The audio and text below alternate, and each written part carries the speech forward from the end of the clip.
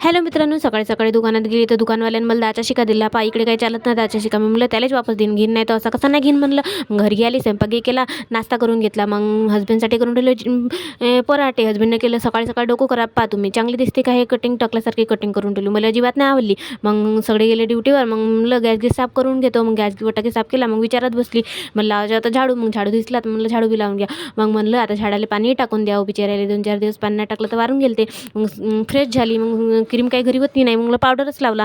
पा बरं चांगली दिसतो ना पावडरनं, बिना क्रीमची दिसतो का नाही. मग करून घेतला पेटपूजा.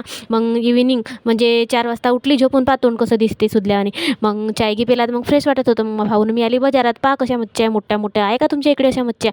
म्हणलं जिवंतच होते का. मग सामान घेतलं मार्केटमधून. मग इथं दिसले भजी, आपले तर भजी फेवरेट आहे, गरम गरम घेतले ना. मग हाफ करून घेतले. मग आलो घरी. मग केली स्वयंपाकाची घी तयारी, स्वयंपाक घी केला. मग इथं गरम गरम भाजी पोळी सगळं भात घी केला. आणि जायला चालत